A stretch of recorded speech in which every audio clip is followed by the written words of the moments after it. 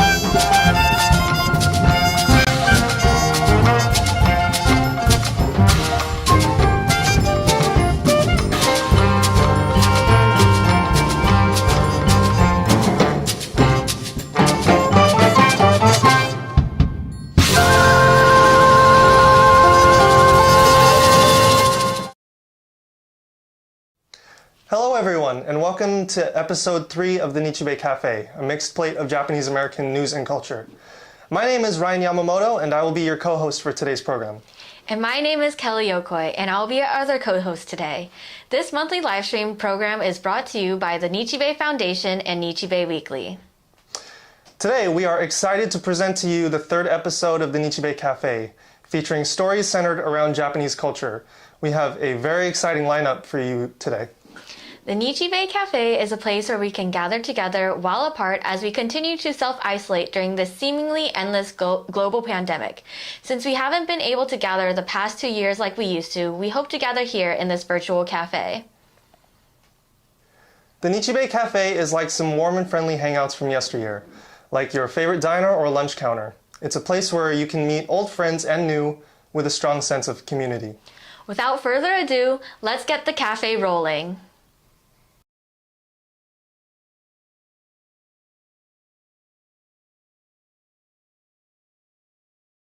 Hello, your Nichi Bei Cafe co-host Kelly Yokoi here. I had the fantastic opportunity to sit down and chat with award-winning jazz musician Mark Izu and his wife, First Voice Artistic Director Brenda Wong Aoki, to talk about Mark's latest concert, Songs for J-Town, featuring a personal reflection of his nearly 5-decade musical journey. We had a great time talking, so I hope you enjoy the few excerpts we've pulled from the discussion. Today, we are proud to welcome Mark Izu and Brenda Wong Aoki to the Nichi Bei Cafe. Welcome. Yeah, thanks, Kelly. It's great to be here. So the COVID-19 pandemic has been devastating for a lot of people, especially performance artists who haven't been able to perform their art for the past 2 years. How difficult has it been to be creative during this period? I was doing these show meditations at the beginning of the COVID lockdown, and I did 10 minutes at 10 a.m. 5 days a week for 1 month. That's how I was channeling my creativity.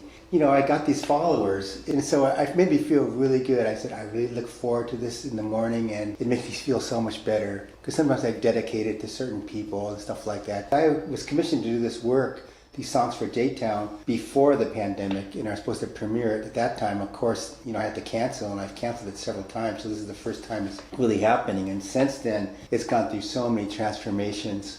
Brenda actually said, well, it has to be really personal now, Mark. It can't be about the history of Japantown. So I thought about, what does Japantown mean to me? What do all these people I've met in my 46 years mean to me, and how has it affected what I do? And so after that, it was so much easier to write. The whole idea of doing this concert now is to bring people together. We're playing the song, someone to watch over me. And it's part of a kind of memorial for people, anyone you want to say a prayer to, that I'm playing these songs I would not usually do in a concert, but it's for everyone who's in the audience to kind of feel together. I wrote a lot of new material, and some of it's kind of demanding. Like, my stuff is usually more like improvisation. Now I'm doing more things that are more somewhat pop music. And the other part where I thought was so important is about Japantown. It's about the Western edition.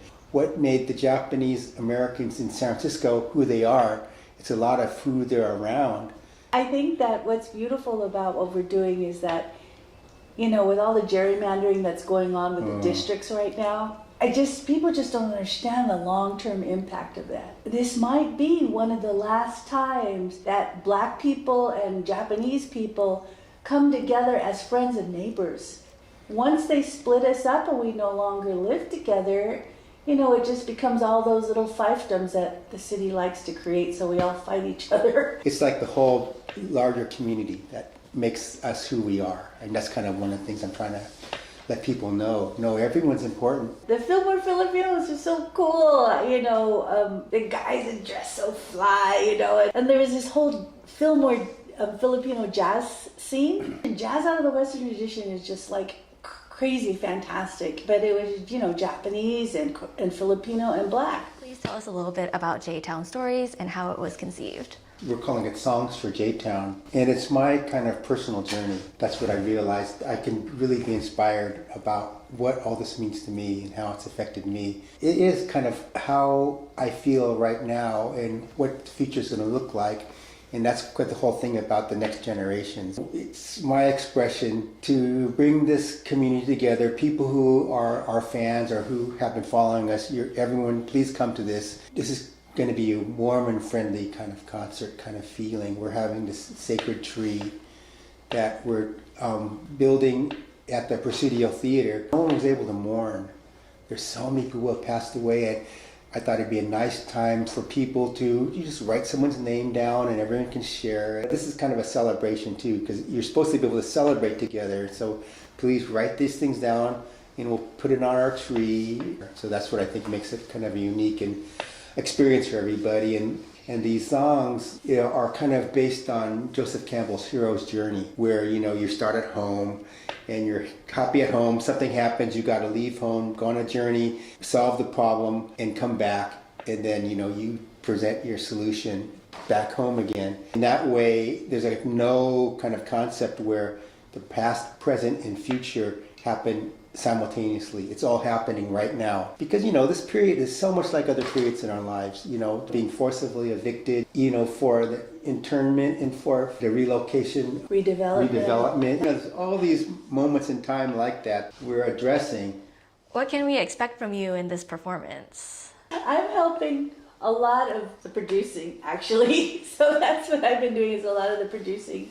I'm going to do one story about the sun goddess, the story about the purpose of the arts. I'll tell that story, but mainly I'm producing. I am maybe telling a little bit here and there and maybe sing a little song. Who else will be featured in this performance? Devora she's writing a new piece. It'll be a premiere called Rage, and it's about just everything that has happened to people of color on this continent. There'll be some music. That's kind of the most, that's the heaviest section. And then she's also writing a piece called Rise, which is about how, regardless of all that, we continue to rise. I'm going to read a little bit from Mark's Aunt Lily from her journal. And this is a woman who came to America when she was a teenager and was pretty soon after incarcerated. And then from there, she watched her relatives in Hiroshima get bombed. Yet at the end of her life, she has just such a wonderful perspective on life and about the purpose of life. Wow, my aunt is like, wow, that's family and the purpose very of special. life. Yeah. Who do you hope will come out to this one night show?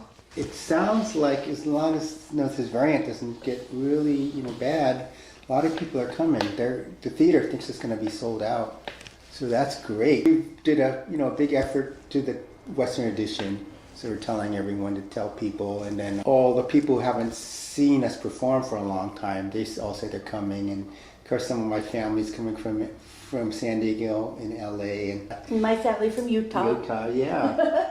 So I think the common denominator is us. People are going because we're performing. I consider everyone there family. You know me, you should know each other too. So that's the kind of audience I want, and that's the kind of community I want to build with this performance. You mentioned this show is dedicated to our grandchildren's children. What do you hope to bestow to this next generation? Our son will show his son this video. It comes back to as a wisdom keeper, we're trying to express what was going on for us and what our art was about. I feel uncomfortable saying I'm a wisdom keeper necessarily because I'm not sure that my wisdom is what everybody needs. What I do know is that everybody's like, well, what are you leaving for the future? The future might not need us. So it's more about what are we doing now that'll make people in the future happy. Mark does a great concert that brings everybody joy. That memory will keep longer than, what are the things called on computers, the drives. The memory will last longer than a drive because someone's going to forget where they filed it on the drive, right? It's not even going to matter. Memory lasts so long, it starts to be in your DNA. So if there's a moment of epiphany, of incredible community joy, that's something that our grandchildren's grandchildren will feel somehow, because they will somehow have it in their blood that we are somebody and we come from somebody. So this is a chance to do some healing. This is a chance to be present. All of us come out there, be present. It's kind of a precious moment. How would you describe the show and what settings is it played in? Okay, well, it's a gagaku instrument. It's been played since 500 AD. And it's been continuously played since that time. It's the longest played orchestral music in the world, because there's about 12, 14 members of a gagaku orchestra. It's always a ritualistic kind of instrument. Art is medicine. And I believe there's something about the show that, is really good for you. Because when anybody hears it, they just feel better. Where can people learn to play an instrument like this? I don't know if you can really learn it. I think maybe at some of the schools, you can, at ethnomusicology, you can still learn it. It's a hard instrument to find, especially from someone who's a master. It's probably, you have to go to Japan.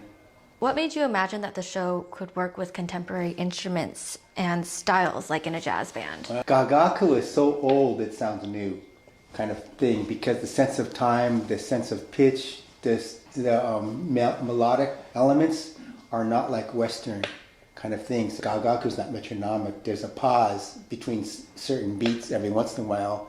You can't dance to it, or anything like that. And the tempo is so slow that it's hard to kind of feel where the beats are. And so those concepts I've incorporated in a lot of my music. Now I understand that you're willing to demonstrate the show for us. Would you please do that?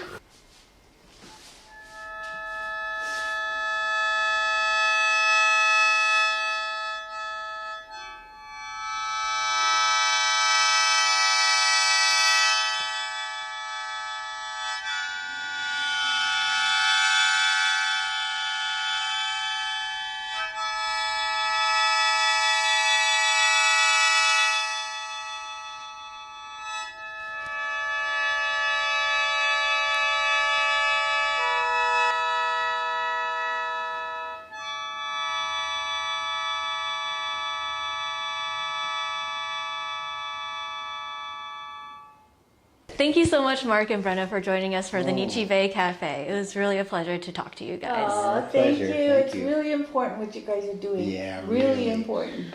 Mark Izu's Songs for J-Town will be performed Saturday, April 23rd at 7:30 p.m. in the Presidio Theater in San Francisco. Tickets are $25 to $60 for adults and $15 to $40 for youth 17 and under. They may be purchased at presidiotheater.org/show/2022 Songs for J-Town. Hope to see you there. Next, we will have a video recipe for ginger pork shogayaki by Namiko Chen of Just One Cookbook. Please enjoy this tasty sample of Japanese cuisine, and we hope you may be able to follow along and cook for yourself.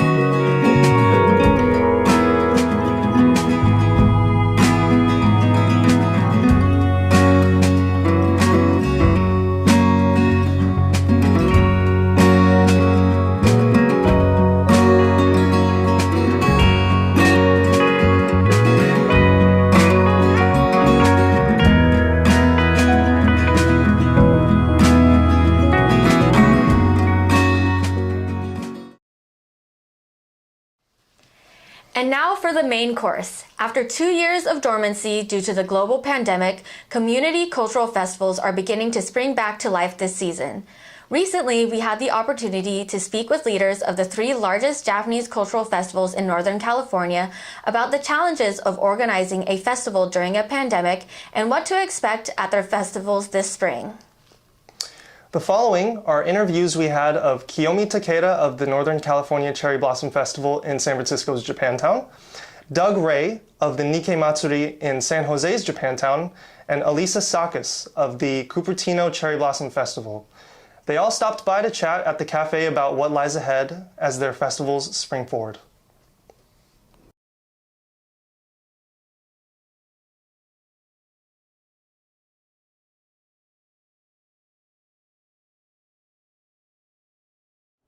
This year marks the 55th annual Northern California Cherry Blossom Festival, the largest Japanese spring festival in Northern California. It also marks the first in-person festival since 2019, as the festival was forced to go virtual the past 2 years.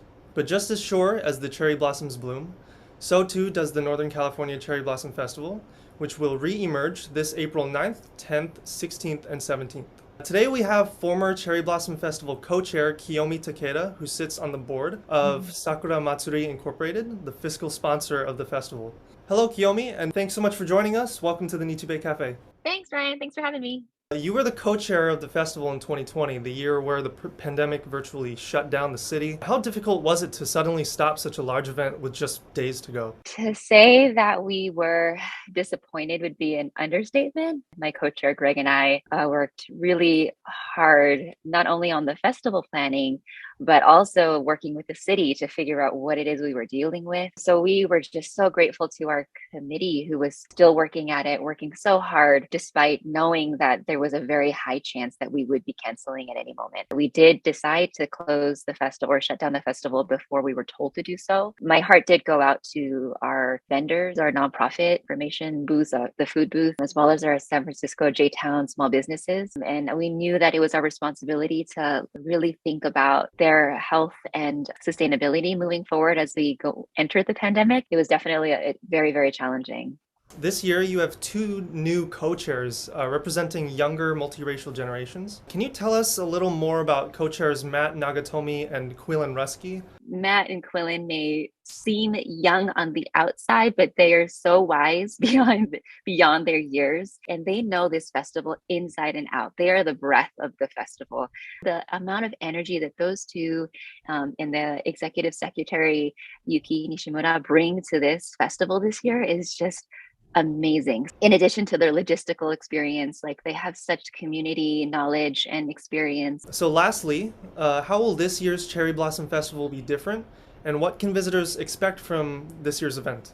This is our first in-person after 2 years, and we can't forget that we are in a pandemic. So for those reasons, unfortunately, we made the hard decision of not having the grand parade this year. In addition to that, we have minimized our footprint and unfortunately are not going to be in the Japanese Cultural Community Center, which has housed us for many years. We will continue to have our nonprofit food booths, our information booths, our sponsor booths, as well as our arts and craft vendors, as well as our main stage, the Peace Plaza stage this year, housing all of our cultural performances. We'll have a virtual component, so please stay tuned for our second weekend and check our website for information there. So for all of you that haven't attended the Cherry Blossom Festival April 9 and 10, please feel free to join us at the Cherry Blossom Festival again on April 16th and 17th. Thank you, Kiyomi, for joining us at the Nichi Bei Cafe, and good luck in organizing. Thank you so much for having me.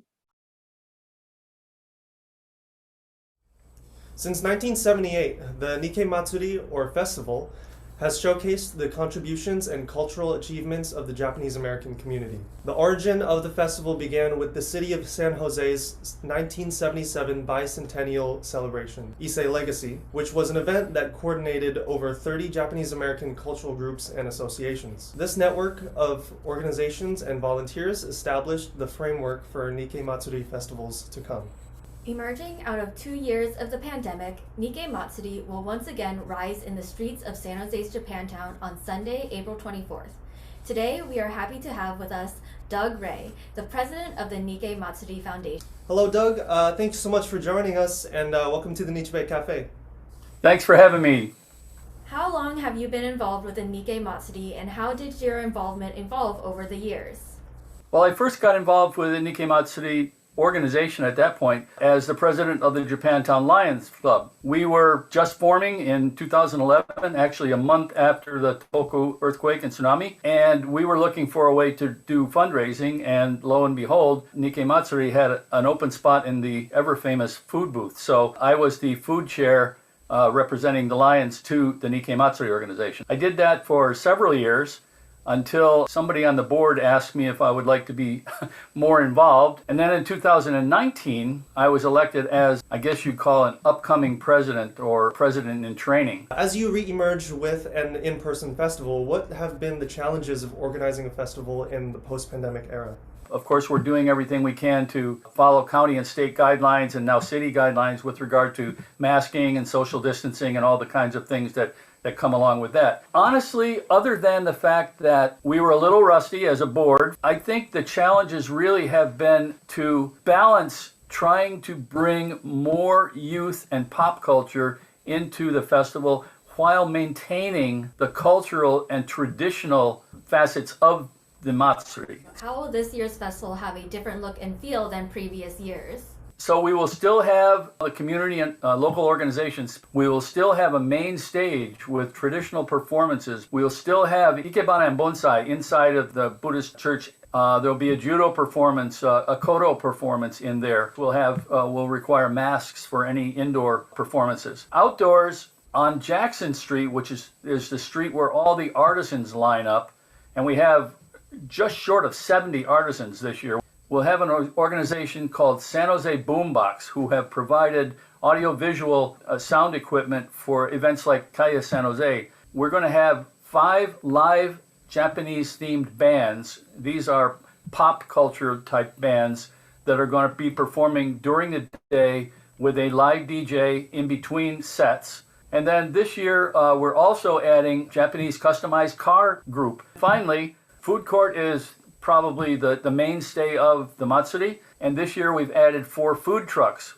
who will be serving Japanese-themed and Hawaiian-themed offerings as well. We're going to also offer beer and sake this year. We want to have something for the youth that come to be involved or stay involved, as well as for the people that have always frequented the Matsuri in years past. Thank you, Doug, for joining us at the Nichi Bei Cafe. Thanks for having me. This is great. We really look forward to the festival, and hopefully you can join us. And for all of you watching, for more information on this year's Nikkei Matsuri, visit nikkeimatsuri.org. Thank you. Thank you. After 2 years of the pandemic, the Cupertino Cherry Blossom Festival will reemerge Saturday, April 30th and Sunday, May 1st in the city's Memorial Park. Today, we are happy to have with us Elisa Sakas, a longtime organizer of the festival. Hello, Elisa. Thanks so much for joining us, and welcome to the Nichi Bei Cafe. Thanks for having me. How long have you been involved with the Cupertino Cherry Blossom Festival?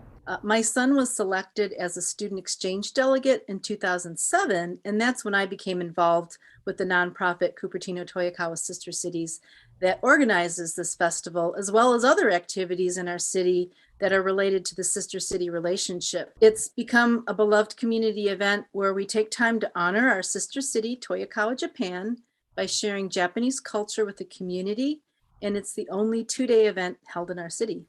The world came to a standstill just as planning for the 2020 festival was underway. How difficult was it to suddenly stop such a large event with just weeks to go? We were absolutely heartbroken to have to call our festival off because we were in full swing planning when the pandemic shutdown occurred. But in 2021 came along and we conducted a virtual festival that we were able to feature just a few of our performers that we typically have. And you can still watch this virtual festival on our YouTube channel, Cupertino Toyokawa Sister Cities, California. What have been the challenges of organizing a festival in the post-pandemic era?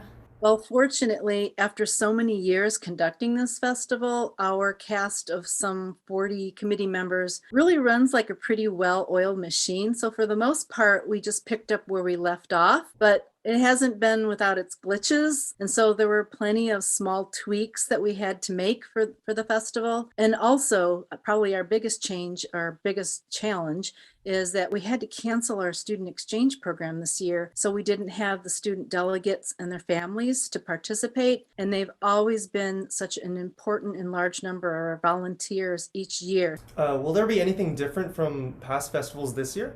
Every year we have something new at our festival, and it's really one of the features that I think makes our festival so vibrant and keeps festival goers coming back each year. Each year we have new performers, so check out our program to see both the returning favorites and the new ones added. I know that both at our indoor and outdoor stage this year, we've added kind of a modern Japanese act. One's a kind of J-pop group that's going to be on the outdoor stage, and another one's a Japanese fusion dance group that's going to be on the indoor stage. So I'm really excited to see this mix that fully ranges from the very, very traditional to these more modern types of Japanese groups. Also, one exciting thing we're doing new is we have a new partnership with the Cupertino Historical Society, and the Historical Museum is located right inside the Quinlan Center. We're really excited to be working with the Historical Society on some really fun, interactive, and hands-on exhibits that will feature our sister city. What should attendees look forward to at this year's festival? This year's featured artist is a huge crowd favorite,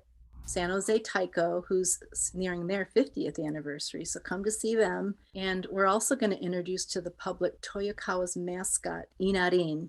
He's this cute half fox, half Inari sushi character, and we're going to have a photo op area where people can take a photo with him, and we'll be giving away some temporary tattoos of Inarin to everyone who will fill out a really quick festival survey for us.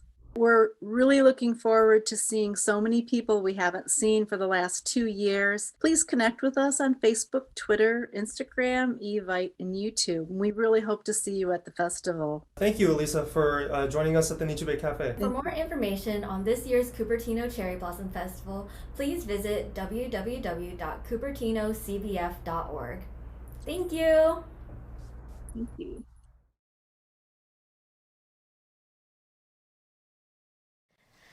Speaking of the Northern California Cherry Blossom Festival, we'd like to congratulate Stephanie Misadoy of Pleasanton, California for being named the 2022 Northern California Cherry Blossom Queen, and Sydney Matsuko Kasson of Sunnyvale, California for being named First Princess at the Queen Program April 9th. Stephanie will represent the Northern California Japanese American community at various events throughout the year. Congratulations to Stephanie and to the rest of the Queen Court. And now for the second part of our main course, a feature on the Hawaii Okinawa Center on the island of Oahu. Our producer, Greg Valoria, recently traveled to Waipahu to speak to John Itomura, Executive Director of the Hawaii United Okinawa Association, about the center and its ties to Okinawa.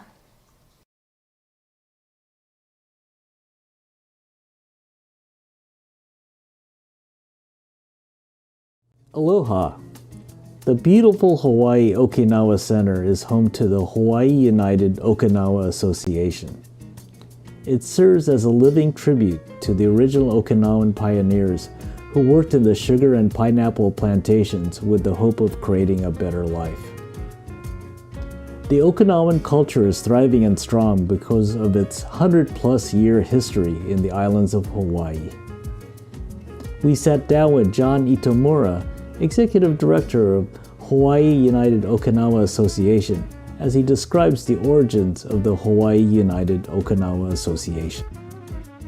The Hawaii United Okinawa Association, or HUOA, was established in 1951, and this came about as a result of the Battle of Okinawa, or World War II. So, Battle of Okinawa devastated all of Okinawa, and Hawaii was one of many that wanted to help with the post-war relief effort. In order to do that, the military asked that we operate through one organization. Therefore, although we've had several Okinawan organizations prior to that, in 1951 we created HUOA to assist with that effort. And so formally established HUOA. The relief effort actually started a lot earlier in and around 1948. Johnny Tomura himself is a descendant of people who personally brought items to the devastated post-World War II Okinawa. You know, so here in Hawaii, when we learned about the devastation in Okinawa, all the Uchinanchus at heart, all banded together, raised monies, you know, to the tune of probably $500,000 in today's money for the first effort of bringing 550 pigs to Okinawa, which included my grandfather being one of 7 men to take the pigs to Okinawa. But this created, you know, a line of other relief efforts and the bond between Hawaii and Okinawa to show even Okinawa till today that we have this connection and Uchinanchus around the world have this connection. The Hawaii United Okinawa Association is housed in the Hawaii Okinawa Center. Ground was broken for the 2-building complex in March of 1989 and was opened 15 months later in June of 1990. The defining features of the building are its roof tiles, roof tile mounted shisa or lions which wards off evil, and the Okinawan-style turtle-back roofs. John shares an interesting fact that shows the bonds between Okinawa and Hawaii. And the unique thing about these shisas is they were made from the clay of both Hawaii and Okinawa. Like many cultural centers of its type, it is home to clubs and social activities. Today's Hawaii United Okinawa Association maintains the grounds and center with a few staff and a handful of volunteers. The outside grounds have several defining features like the Takakura Gardens with its beautiful koi pond and waterfall, and the Issei Garden which honors Kyozo Toyama, which encouraged immigration outside of Okinawa. The association brings its members together through the yearly Okinawa Festival held on Labor Day.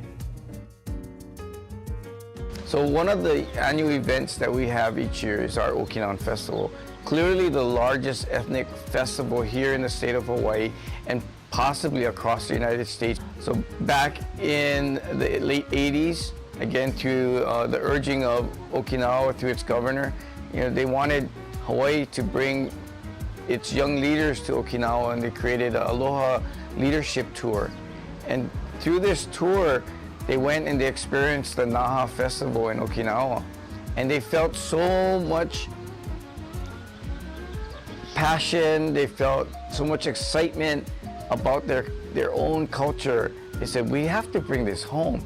And so by coming back home in around 1981, they started the Hawaii Okinawa Festival.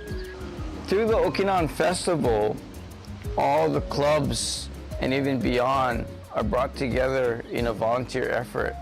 On an annual basis, we have over 4,000 volunteers working at our 2-day Okinawan Festival every Labor Day weekend. We have visitors from Japan, we have visitors from Okinawa, we have performers from Okinawa that come down to participate. So we have 2 full days of performances starting at 9 in the morning on Saturday, going through 10 p.m. at night with our bon dance, and then continuing from Sunday morning all the way to about 5 p.m. And it's just overwhelming the amount of culture that you see in those 2 days. You can find information about this festival or their visiting hours at huoa.org. This is Greg Gloria for the Nichi Bei Cafe.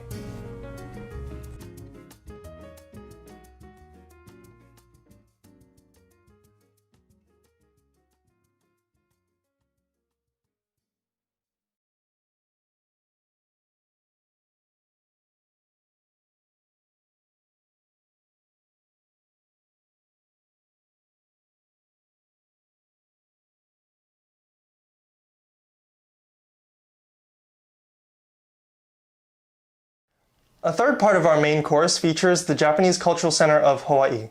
Our producer Greg Valoria was able to visit the JCCH, featuring the Okage-sama De exhibit and the Honouliuli Education Center, and spoke to JCCH Executive Director Nate Gyotoku.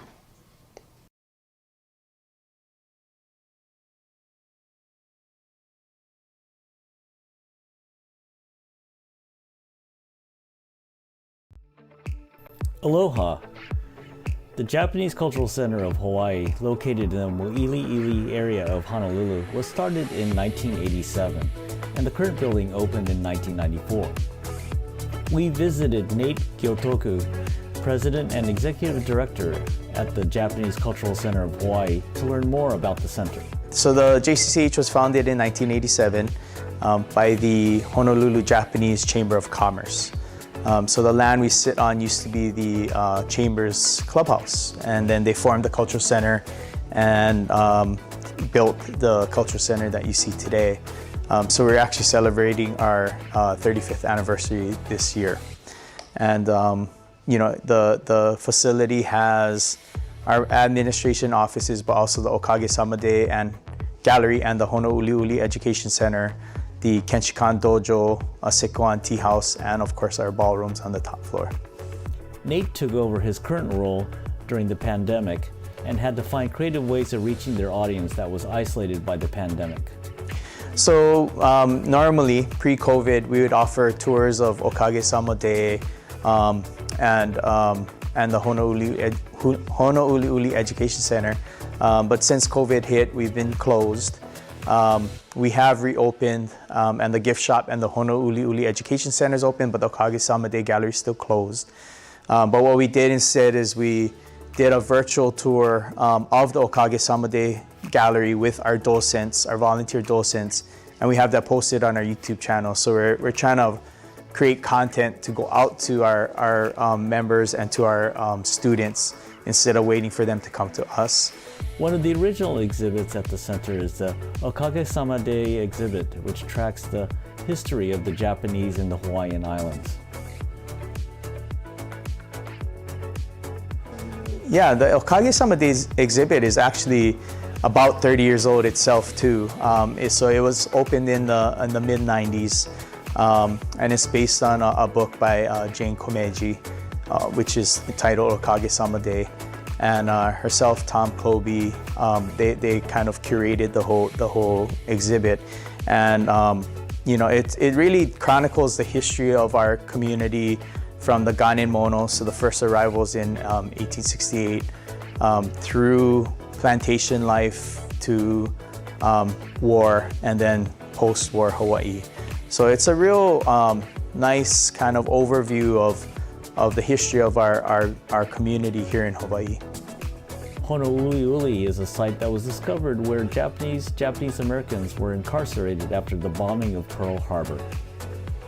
So originally Honouliuli was the journey to rediscovery started in about 1997. Our research center across the courtyard there, which is our research library, got a phone call from a local TV station doing a story about Schindler's List. And they asked about Hawaii having an internment camp. And at the time, we didn't know. We didn't have any information. But that kind of sparked our volunteers. And the volunteers are the ones that started doing the research and the legwork. And as they started digging, they started to find stories. More and more people, families started to come out and mentioned that they were incarcerated, and then we started to find out more about the Hawaii incarceration story.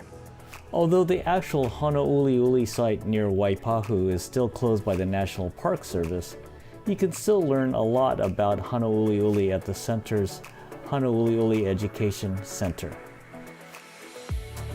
So on our website, we actually do have an online internee database that we've been putting together of the Hawaii people who got incarcerated, so they can start there. And we do a pretty good job of tracking that person's movement through different camps. So if they ended up at Honouliuli, they might be at Sand Island and Honouliuli. But if some of them a lot of them did go to the continent, so we'll track their movements.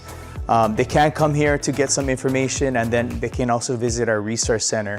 And usually we have a lot more information there too for them. The center is 10 minutes away by car from Ala Moana and off exit 24 Bingham Street off H1.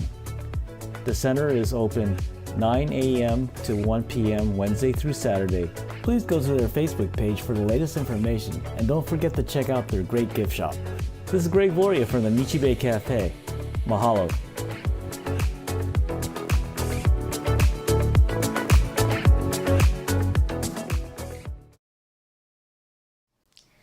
Next, we will have a dessert break with our resident origami ambassador, Linda Mihara of Paper Tree in San Francisco's Japantown, who will show us how to make a Happi coat.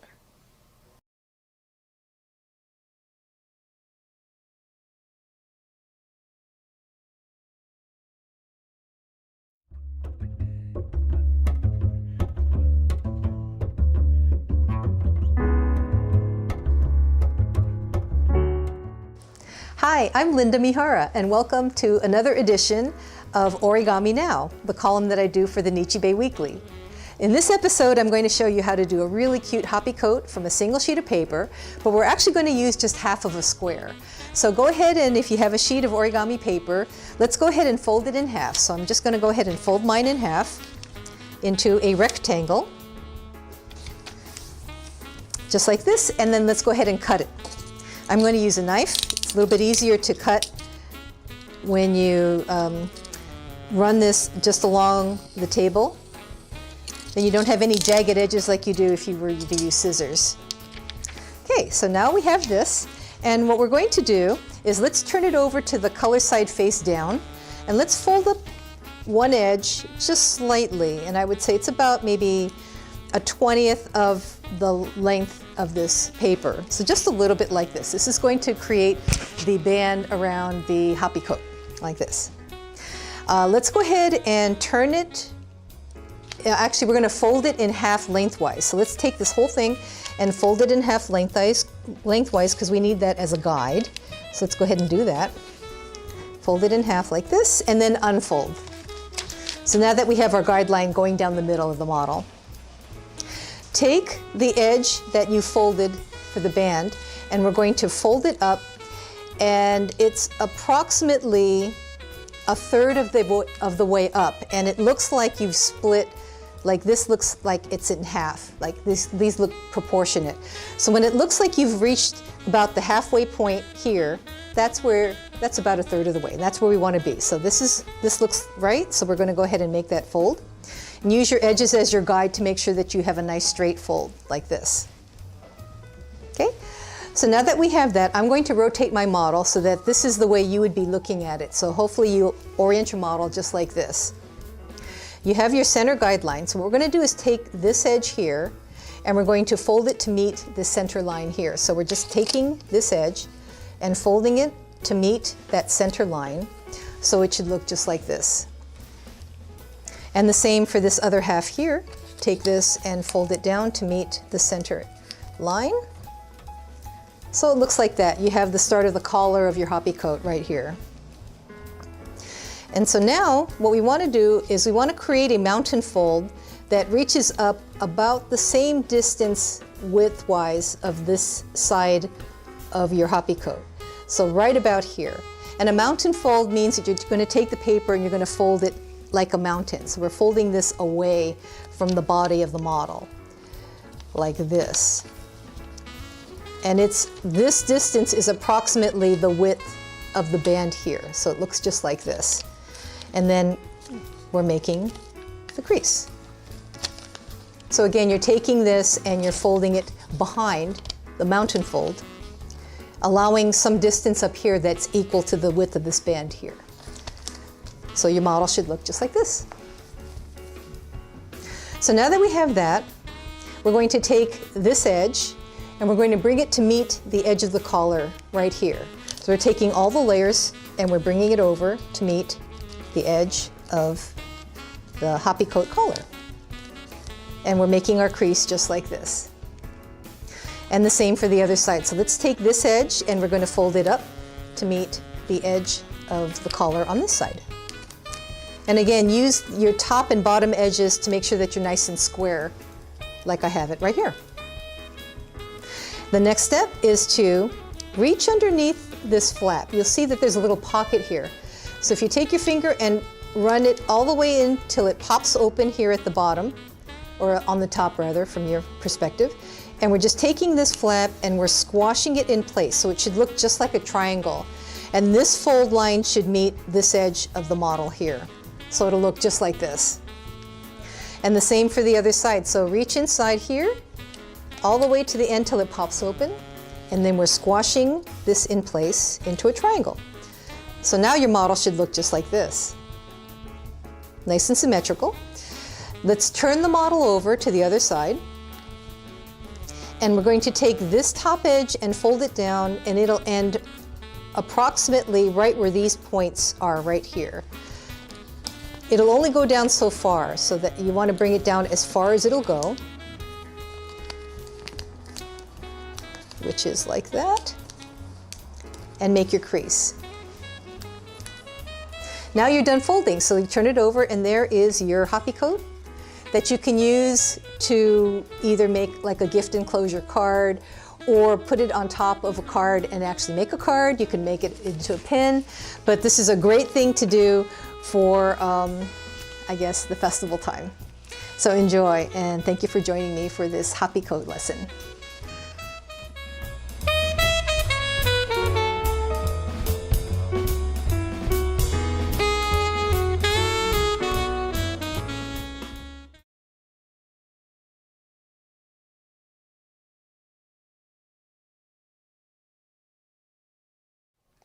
The recent closing of Benkyodo, the beloved Japanese confectionery, not only marked the end of an era, but also the oldest business in San Francisco's Japantown. Many dreaded the March 31st closing of the shop, which has handcrafted Japanese delicacies since 1906, including strawberry mochi, blueberry mochi, and the mango mochi in recent years. In its last weeks, many lined up for hours, some as early as midnight, for their last chance to taste their famous manju and mochi. I even lined up for 6 hours, only to reach the front of the line to be told that they were sold out for the day. I learned my lesson and lined up at 5 a.m. the next day. We hope that you can enjoy this short video tribute to brothers Ricky and Bobby Okamura, who have run Benkyodo since 1990 as the third generation of the family to do so. We here at the Nichi Bei Cafe will especially miss our neighbors at Benkyodo, who have continuously provided the community with little pieces of heavenly bliss over the years.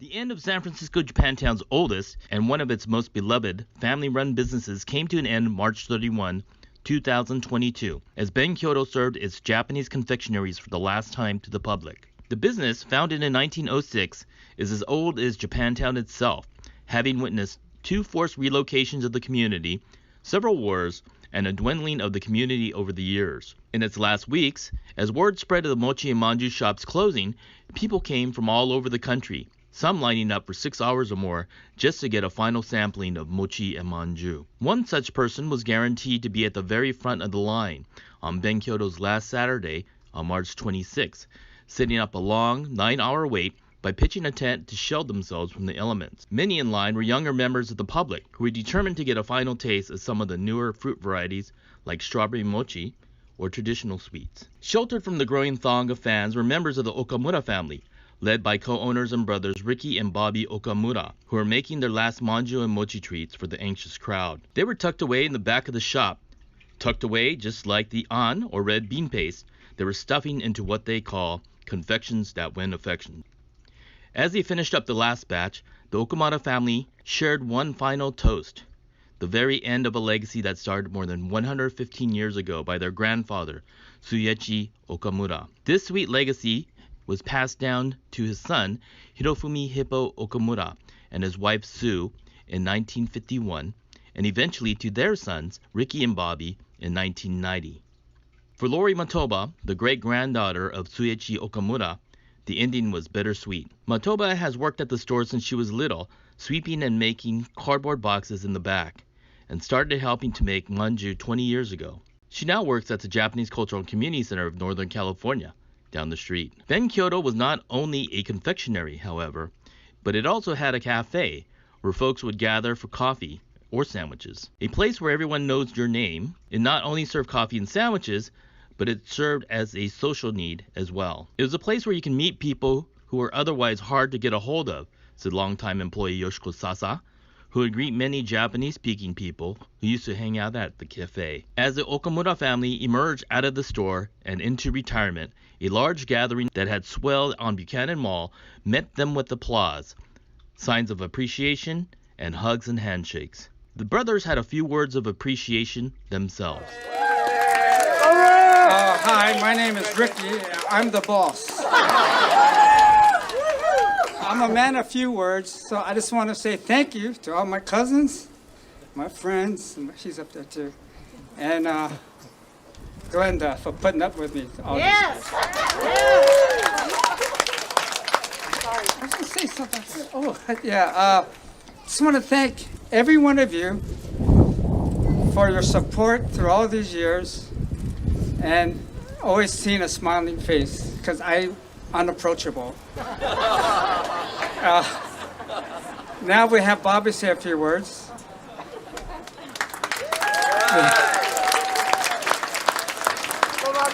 Hey, hi, I'm Bobby.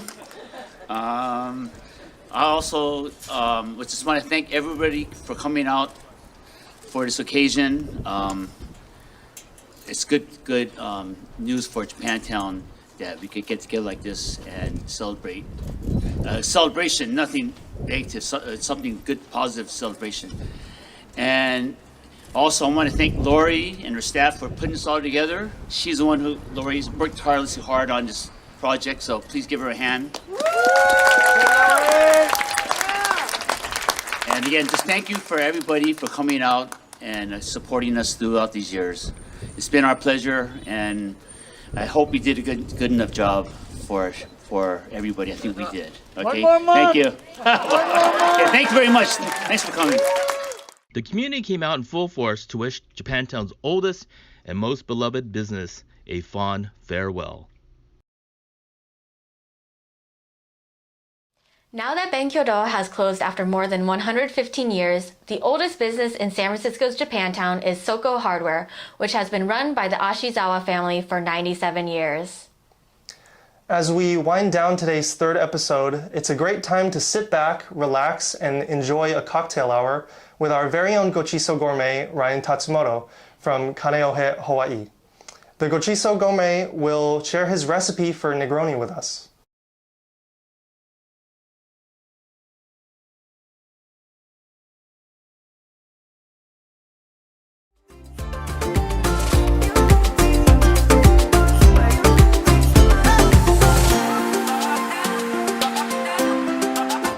Hi, it's Ryan Tatsumoto, the Gochiso Gourmet, coming to you with another cocktail session where it's always 5 p.m.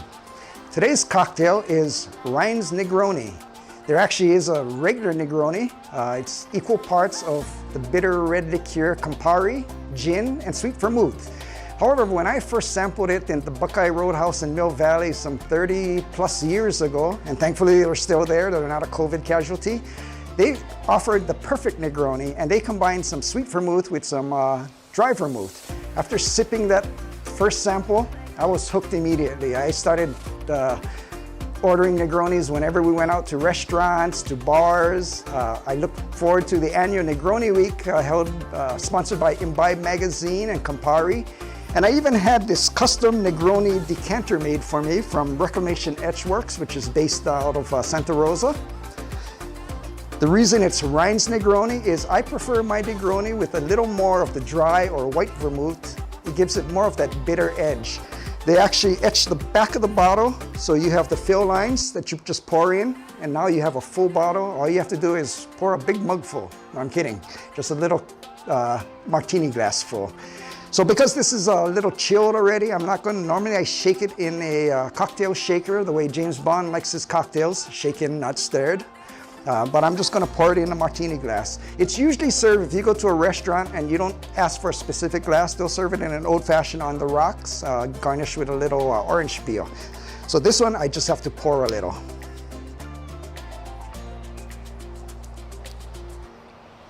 Because I just retired, I don't need that much today. If I was still working, this thing would be overflowing. And the way it's usually garnished, you could be like a regular bartender, or as they call them now, mixologists, a little orange peel. You just squeeze the peel to express some of the oil. You just rub the rim a little, look a little professional so you can charge your friends $15 per drink and drop it right in. So again, this is the Gochiso Gourmet, and this is Ryan's Negroni. Happi.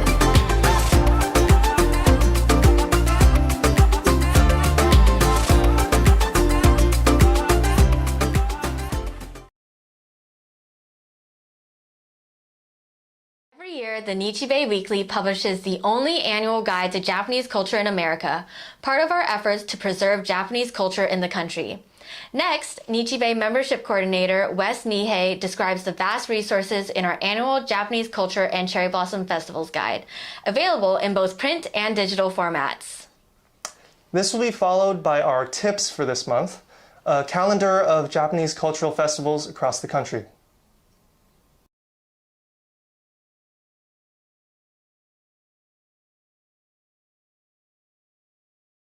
The Nichi Bei Weekly is proud to announce the publication of our 2022 Japanese Culture and Cherry Blossom Festivals Guide, the only annual guide to Japanese culture in the country. This year's guide features stories on various cultural arts and martial arts practitioners, extensive listings of cultural arts classes, descriptions of cultural arts, a directory of Japanese cultural summer programs, a guide to Japanese cultural centers throughout North America, a guide to Japanese cultural festivals across the country this spring, interviews with the 5 candidates of the Northern California Cherry Blossom Queen Program, and the Senior Appreciation Honorees. This year's Japanese Culture and Cherry Blossom Festivals Guide features 2 special inserts: the San Francisco Japantown Map and Directory, the most comprehensive guide to Japantown, and a special pull-out booklet for the 55th Annual Northern California Cherry Blossom Festival. The Japanese Culture and Cherry Blossom Festivals Guide is part of the Nichi Bei's efforts to help preserve Japanese culture in America and offers opportunities for the public to engage in Japanese cultural arts, either as a spectator or a practitioner. Pick up your copy of the Japanese Culture and Cherry Blossom Festivals Guide at your local Japanese market or community institution. As always, it is mailed to members of the Nichi Bei Foundation as part of your Nichi Bei Weekly subscription. They will also be available at the Northern California Cherry Blossom Festival and other community festivals. The Nichi Bei Weekly Japanese Culture and Cherry Blossom Festivals Guide, part of the Nichi Bei efforts to keep the Japanese American community connected, informed, and empowered.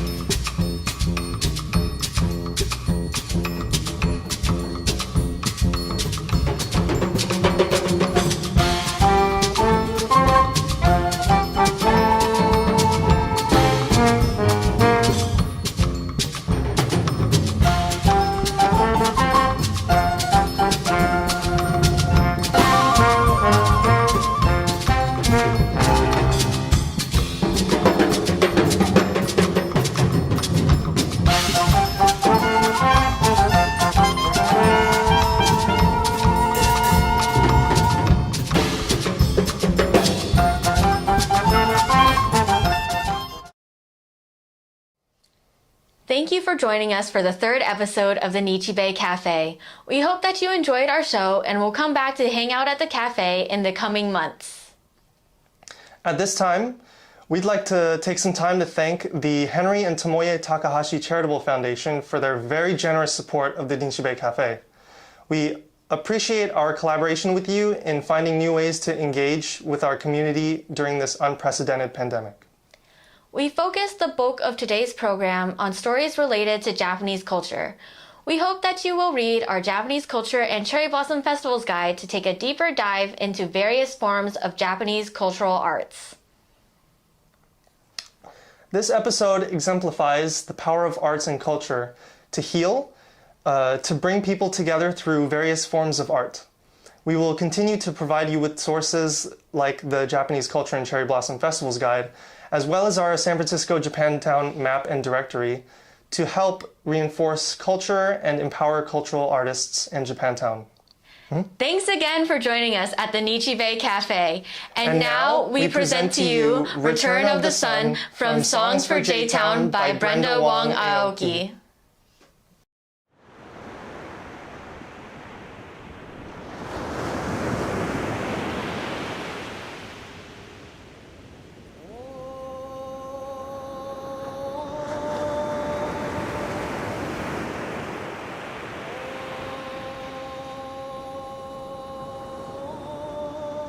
Greetings from the unceded land of the Ohlone people, now known as the city of St. Francis, San Francisco.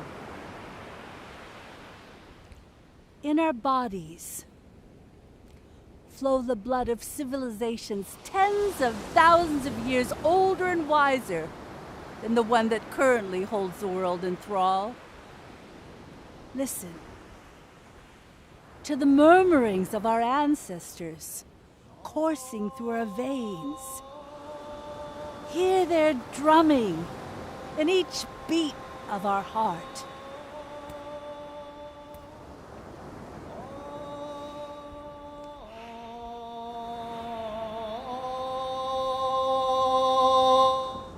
Before time,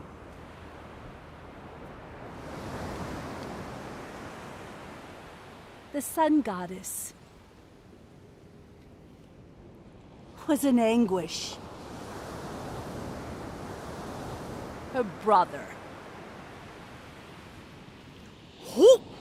had demolished her mountains, stripped bare her forests, poisoned her crops, and killed her maidens. The sun goddess, in agony, retreated into a cave. All was dark on the face of the earth. Chaos descended. Then everything began to die. So the gods and goddesses in the dark placed a mirror in front of the cave and began to sing. They praised the sun's warmth, beauty, essentialness. With the tender soles of their feet, they begged Mother Earth to heal her. The earth cradled the sun in the womb of her cave. But the sun was not comforted. Her wound was too deep. The gods and goddesses renewed their efforts, sanctified with song, testified with story, connected heaven and earth with the tender soles of their feet.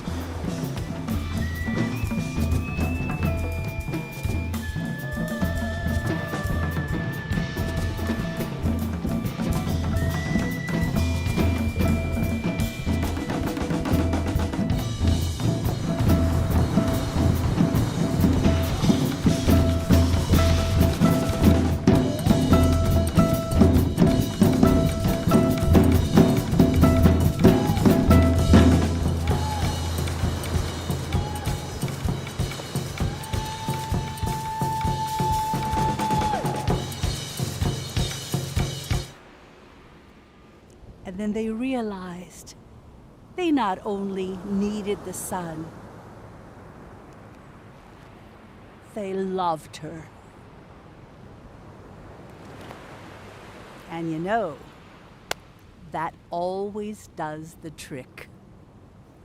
Slowly, surely, in the womb of her cave, the sun goddess was comforted. Slowly, surely, in the womb of her cave, the sun goddess began to heal. Slowly, surely, until one day, she peeked out of the cave, saw the weary gods and goddesses still dancing, still singing her praise songs. And then she looked and saw the mirror. And then she looked and saw herself in all her pain, glory, and magnificence. And she knew it was time. Time to step out of the darkness. Time to begin anew.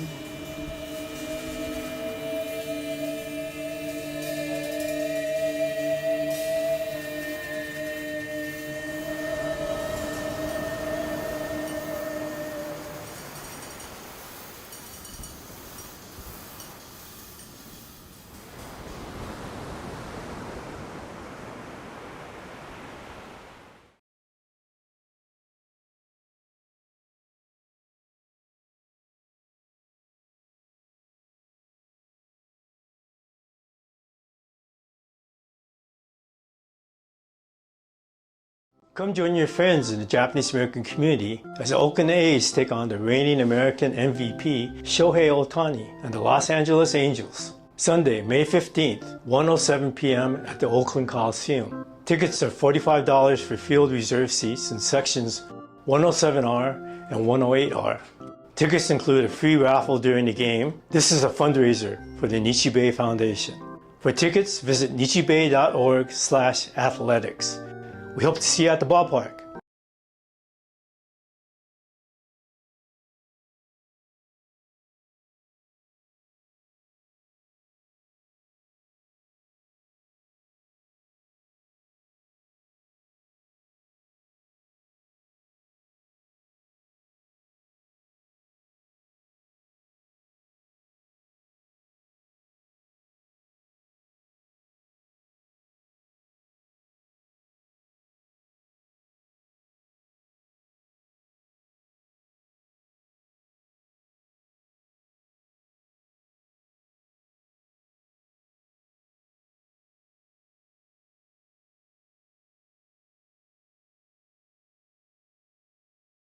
The Nichi Bei Foundation and Nichi Bei Weekly is proud to announce the publication of our new San Francisco Japantown Map and Directory, the most comprehensive guide of its kind ever produced.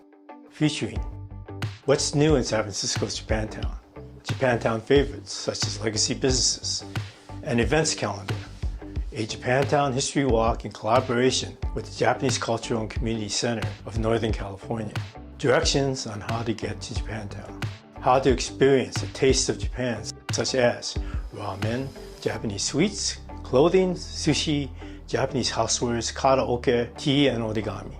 Anchoring this project is the most comprehensive map and directory ever produced of Japantown, featuring every business and nonprofit in San Francisco's Japantown, including selected businesses on Fillmore Street and nonprofit organizations and churches on the east side of the Japantown core. In recent years, we have renovated the map and have partnered with a distribution company that distributes the map throughout the year to more than 300 locations throughout the Bay Area, including airports, hotels, visitor centers, and car rental locations. This year's San Francisco Japantown Map and Directory was funded by a generous grant from the San Francisco Japantown Foundation, as well as advertising from Japantown merchants. The San Francisco Japantown Map and Directory, part of the Nichi Bei's efforts to keep the Japanese American community connected, informed, and empowered.